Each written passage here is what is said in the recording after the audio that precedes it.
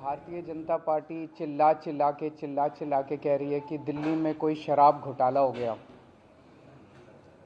और देश की जो जो भी सबसे बड़ी से बड़ी जांच एजेंसियां हैं वो अपना सारा काम धंधा छोड़ के इस शराब घोटाले की जांच में लगी हुई हैं। तो मैं समझता हूं कि उनको अब तक तो शराब घोटाले के सब कुछ मिल ही गया होगा, सारा पैसा भी मिल गया होगा, सब कुछ मिल गया होगा। तो पहले 2-3 मिनट में इसी पे चर्चा करना चाहूँगा कि शराब घोटाले में जांच एजेंसियां कैसी जांच कर रही है, क्या मिला अभी तक। इसमें मनीष सिसोदिया जी जो कि फाइनेंस मिनिस्टर थे, डिप्टी चीफ मिनिस्टर थे, उनके ऊपर सबसे बड़ा आरोप ईडी ने और सीबीआई ने लगाया है कि मनीष सिसोदिया जी ने अपने 14 फ़ोन तोड़ दिए। तो इन्होंने सबूत ख़त्म करने की कोशिश की। ये सारी जांच वांच करने के बाद इन एजेंसीज ने मनीष सिसोदिया पे आरोप लगाया कि 14 फ़ोन तोड़ दिए। ये ईडी की चार्जशीट है, ईडी का डॉक्यूमेंट है ये, जिसमें इन्होंने ये 14 फ़ोन का IMEI नंबर लिखा हुआ है कि ये वो 14 फ़ोन है जो मनीष सिसोदिया के थे और जो मनीष सिसोदिया ने इन फ़ोनों को डिस्ट्रक्ट कर दिया। ये ईडी के डॉक्यूमेंट में है। इसी के बाद ईडी की सीजर मेमो है। ईडी कुछ भी सीज करता है तो उसको मेमो, इन 14 में से ईडी खुद ही कह रही है सीजर मेमो कि 4 फ़ोन हमारे पास हैं। ये इनका सीजर मेमो है, इंपाउंडिंग ऑर्डर 18 मार्च 2023 का और इंपाउंडिंग ऑर्डर 5 जनवरी 2023 का। 4 फ़ोन उसमें से इनके पास हैं और एक सीबीआई का ये डॉक्यूमेंट है, एक फ़ोन सीबीआई के पास है। तो 14 में से 5 फ़ोन तो इनके अपने पास ही हैं जो कह रहे हैं कि मनीष सिसोदिया ने तोड़ दिए। उन 14 में से 5 फ़ोन ईडी और सीबीआई के कब्जे में हैं, बाकी 9 फ़ोन। तो जब इन्होंने ये आरोप लगाया, हम तो छोटे लोग हैं, हमारे पास इतने साधन नहीं थे, लेकिन फिर भी अपने सीमित साधनों से पिछले महीने 1.5 महीने में हमने भी थोड़ी जांच करी तो पता चला बाकी मोस्टली फ़ोन, एक आध को छोड़ के वो भी पता चल जाएगा का, मोस्टली फ़ोन जिंदा हैं, कोई ना कोई इस्तेमाल कर रहा है। और उन फ़ोन को कोई वॉलंटियर के पास है, कोई कहीं है, कोई कहीं है, कोई ना कोई इस्तेमाल कर रहा है। वो मनीष जी के फ़ोन नहीं है, वो कोई ना कोई इस्तेमाल कर रहा है। वो फ़ोन जिंदा हैं और ये फैक्ट कि ये फ़ोन जिंदा हैं ये ईडी को भी पता है और ये सीबीआई को भी पता है। सो ईडी ने और सीबीआई ने झूठ बोल के ओथ पे, एफिडेविट पे कोर्ट को गुमराह किया और झूठा सबूत उन्होंने कोर्ट के सामने पेश किया, क्योंकि सच तो कुछ मिला नहीं, कुछ था ही नहीं, शराब घोटाला कुछ है ही नहीं, तो निकालें क्या। तो उन्होंने झूठ बोल के मनीष सिसोदिया को फंसाने की कोशिश की, कोर्ट को झूठ बोला। अब ये रोज किसी ना किसी को पकड़ लेते हैं, किसी ना इसको गिरफ्तार कर लिया, उसको गिरफ्तार कर लिया, ये कर लिया। एक कोई चंदन रे, और उनको टॉर्चर कर करके, धमकियां दे दे के, मेंटली टॉर्चर करके, फिजिकली टॉर्चर करके, 3rd डिग्री करके उनसे केजरीवाल का नाम ले लो, मनीष सिसोदिया का नाम ले लो, इनको फंसाओ, उनको किया जा रहा है। कोई चंदन रेड्डी है, हम तो जानते भी नहीं है कौन है। चंदन रेड्डी को इतना मारा, ये उसकी मेडिकल रिपोर्ट है। चंदन रेड्डी की मेडिकल रिपोर्ट में लिखा है, patient has alleged trauma to both ears and face by ED officers on 16 सितंबर 2022 एंड 17 सितंबर 2022। पेशेंट ने दोनों कानों पे और फेस पे ईडी ऑफिसर्स के द्वारा पिटाई हुई 16 सितंबर और 17 सितंबर को, ऐसा कहा। पेशेंट कंप्लेनिंग ऑफ, ये है कि सुनाई नहीं दे रहा और jaw pain on opening mouth. और इन्वेस्टिगेशन पे पता चला right ear mild to moderate mixed hearing loss, left ear severe to profound mixed hearing loss. उसके कान के पर्दे फट गए, उसको सुनाई नहीं दे रहा। ऐसा चंदन रेड्डी से ईडी क्या उगलवाने की कोशिश कर रही थी, उसको क्या कहने का दबाव डाला जा रहा था कि उसकी इतनी पिटाई करी कि उसके कान के पर्दे फट गए। उसको किस कागज पे दस्तखत करने के लिए कहा जा रहा था, और उसने झूठ बोलने से मना कर दिया तो उसकी पिटाई की उन्होंने।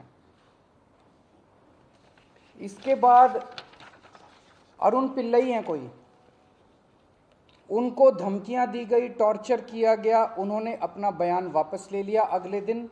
उस दिन तो उनसे कुछ लिखवा लिया, कहीं साइन करा लिया, लेकिन उसके 2-4 दिन बाद उन्होंने कोर्ट में बयान दिया कि मुझे टॉर्चर करके बयान लिया गया।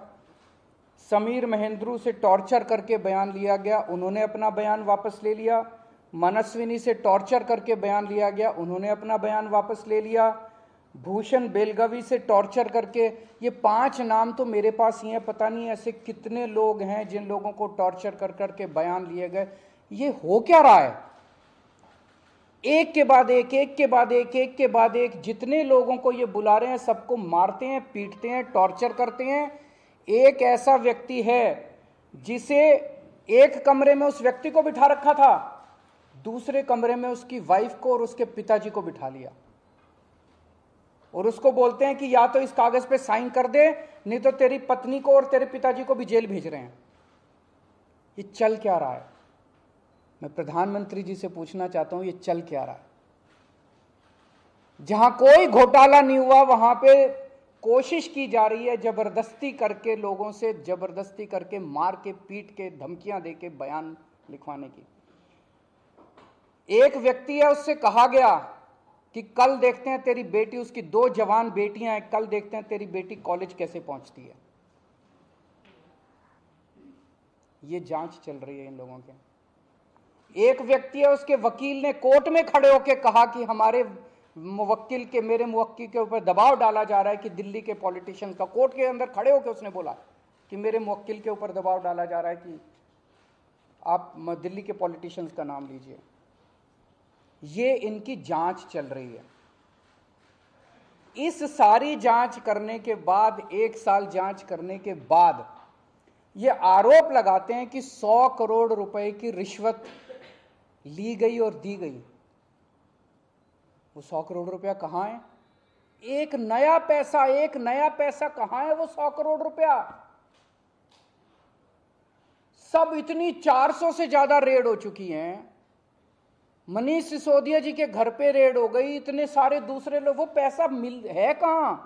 एक नया पैसा नहीं मिला 100 करोड़ रुपए का, ना कोई ज्वेलरी मिली, ना कोई मनीष जी के घर पे गद्दे भी फाड़ दिए इन्होंने, उनके गांव भी हुआ है, उनके बैंक लॉकर भी छान मारे, कुछ नहीं मिला 100 करोड़ में से।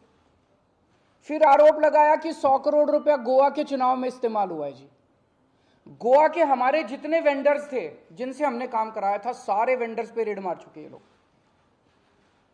सारे वेंडर्स को इन गिरफ्तार कर करके स्टेटमेंट ले चुके, वहां कुछ नहीं मिला, सारी पेमेंट चेक से हुई है हमारी। सारा हिसाब किताब इलेक्शन कमीशन को दिया हुआ, वहां भी कुछ नहीं मिला। गोवा चुनाव के अंदर इनको धेला नहीं मिला, तो पैसा गया कहां? अगर रिश्वत ली तो पैसा गया कहां? अरे पैसा तो तब मिलेगा ना जब रिश्वत ली गई होगी और रिश्वत दी गई होगी। आज मैं इस प्रेस कॉन्फ्रेंस में कह रहा हूं कि 17 सितंबर को शाम को 7 बजे मैंने नरेंद्र मोदी को 1000 करोड़ रुपए दिए थे। कर लो गिरफ्तार उनको। ऐसे तो कोई भी इस देश में खड़ा होकर कुछ भी कह देगा। मैं कह रहा हूं कि नरेंद्र मोदी को 17 सितंबर की शाम को 7 बजे मैंने 1000 करोड़ रुपए दिए थे। गिरफ्तार करोगे इस बेसिस पे नरेंद्र मोदी को? भाई मेरे पास कुछ सबूत तो हो कहने का। कोई तो मैं कहूंगा भाई मेरे पास ये सबूत है, मैंने दिए थे। ऐसे ही कोई कुछ भी खड़ा होकर कह देगा और गिरफ्तार कर लोगे। 100 करोड़ रुपए दिए, 100 करोड़ रुपए दिए गोवा चुनाव। अरे कहां है सबूत? कोई सबूत नहीं है। ये पॉलिसी इतनी शानदार पॉलिसी थी, ट्रांसपेरेंट पॉलिसी थी, जो भ्रष्टाचार खत्म कर देती पूरे के पूरे शराब सेक्टर में। ये इस बात से साबित होता है कि ये पॉलिसी जब पंजाब में लागू की गई, पूरी कॉपी पेस्ट पॉलिसी है, जब पंजाब में लागू की गई तो इस पॉलिसी से 50% रेवेन्यू 1 साल के अंदर बढ़ गया। 50% रेवेन्यू दिल्ली के अंदर इन्होंने लागू नहीं की, करने दी। पंजाब के अंदर इनकी चली नहीं, क्योंकि पंजाब एक फुल स्टेट है। तो मैं मोदी जी को कहना चाहता हूं, मोदी जी अगर केजरीवाल भ्रष्टाचारी है तो फिर इस दुनिया के अंदर कोई ईमानदार नहीं है। मुद्दा भ्रष्टाचार है ही नहीं, मुद्दा भ्रष्टाचार की जांच है ही नहीं, मुद्दा शराब घोटाला है ही नहीं। ऐसा शख्स, देश का प्रधानमंत्री जो सर से लेकर पैर तक भ्रष्टाचार के अंदर डूबा हुआ है, उसके लिए भ्रष्टाचार मुद्दा कैसे हो सकता है? पिछले मार्च के आखिरी हफ्ते के अंदर मैंने इतने सारे असेंबली के अंदर इतने सारे गिनाए थे भ्रष्टाचार जो इन्होंने किए हैं, इतने भ्रष्टाचार गिनाए थे। इन्होंने तो मेरे को तभी कह दिया था उस दिन, जिस दिन असेंबली में मैंने स्पीच दी थी, शाम को संजय सिंह का मैसेज आया कि अरविंद जी अब अगला नंबर आपका है। कल सत्यपाल मलिक जी ने एक इंटरव्यू दिया, मैं वो सुन रहा था। सत्यपाल मलिक जी ने कहा मोदी जी को भ्रष्टाचार से कोई परहेज नहीं है। ये मैं तो नहीं कह रहा हूं, ये तो उनके अपने गवर्नर कह रहे हैं। सत्यपाल मलिक जी कौन है? सत्यपाल मलिक जी मोदी जी के बहुत खास लोगों में गिने जाते थे। पहले उन्हें जम्मू कश्मीर का गवर्नर बनाया, फिर उन्हें गोवा का गवर्नर बनाया, फिर उन्हें मेघालय का गवर्नर बनाया। उन्होंने कहा कि मेरे जो इंटरेक्शन हुए मोदी जी के साथ, उसमें पता चला है कि मोदी जी को भ्रष्टाचार से किसी तरह का परहेज नहीं है। उसी इंटरव्यू में उन्होंने कहा कि इन लोगों के कुछ मुख्यमंत्री हैं जो भ्रष्टाचार करते हैं, खूब पैसे इकट्ठे करते हैं, लेकिन वो सारा पैसा मुख्यमंत्री अपने पास नहीं रखते, वो पैसा ऊपर भेजते हैं और वहां से वो पैसा उनकी दोस्त की कंपनियों के अंदर इन्वेस्ट होता है। मैंने भी तो इसी तरह का कुछ कहा था अपने उसमें। तो चलो मेरी बात तो नहीं मानी, अब तो गवर्नर इनके अपने गवर्नर कह रहे हैं। तो ऐसा व्यक्ति जो इतना भ्रष्टाचार कर रहा है, उसके लिए भ्रष्टाचार मुद्दा हो ही नहीं सकता। उनके लिए भ्रष्टाचार मुद्दा थोड़ी है। तो फिर ये आम आदमी पार्टी के पीछे क्यों पड़े हैं? 75 साल के भारत के इतिहास में किसी एक पार्टी को इतनी बुरी तरह से टारगेट नहीं किया गया जिस तरह से आम आदमी पार्टी को ये लोग टारगेट कर रहे हैं। नंबर 2 को गिरफ्तार कर लिया, नंबर 3 को गिरफ्तार कर लिया, और उनको गिरफ्तार करने का तो मकसद इनका यही था कि मेरी गर्दन तक पहुंचना। तो अब ये मेरे पीछे पड़े हैं, मुझ तक पहुंचने की कोशिश कर रहे हैं। किसी पार्टी को इस तरह से नहीं टारगेट किया गया जिस तरह से आम आदमी पार्टी को टारगेट किया गया। उसका एक कारण है, वो कारण है कि 75 साल के बाद आम आदमी पार्टी ने इस देश को एक ऐसी उम्मीद दी है जो कि कोई पार्टी नहीं दे पाई। गुजरात के अंदर 30 साल से बीजेपी की सरकार है, उसमें 12 साल प्रधानमंत्री मोदी जी खुद वहां पे मुख्यमंत्री रहे। 30 साल के अंदर ये एक सरकारी स्कूल ठीक नहीं कर पाए, एक भी सरकारी स्कूल ठीक नहीं कर पाए। जब मोदी जी को फोटो खिंचवाने के लिए सरकारी स्कूल में जाना था तो एक टेम्पोरेरी क्लास, एक टेंट के अंदर टेम्पोरेरी क्लास बनानी पड़ी इनको फोटो खिंचवाने के लिए।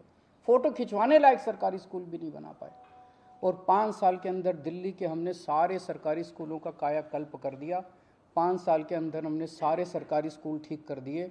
इस देश के लोगों को आम आदमी पार्टी ने एक उम्मीद दी है कि केवल आम आदमी पार्टी उनकी गरीबी दूर कर सकती है, उनको शिक्षित कर सकती है, उनके बच्चों को रोज़गार दे सकती है। आम आदमी पार्टी ने इस देश के लोगों को उम्मीद दी है। प्रधानमंत्री जी उस उम्मीद को कुचलना चाहते हैं। प्रधानमंत्री जी नहीं चाहते कि वो उम्मीद आगे बढ़े, क्योंकि अभी तक इन सारी पार्टियों को की मिलके जो लूट चल रही थी, अगर इनको स्कूल बनवाने पड़ गए, इनको अस्पताल बनवाने पड़ गए, तो उनको लूटने के लिए पैसे नहीं बचेगा। तो कल इन्होंने मेरे को बुलाया है, मैं जाऊंगा कल सीबीआई में, और मैं फिर से अंत में यही कहना चाहता हूं कि प्रधानमंत्री जी, अगर केजरीवाल चोर है, केजरीवाल भ्रष्टाचारी है, तो इस दुनिया में कोई ईमानदार नहीं है।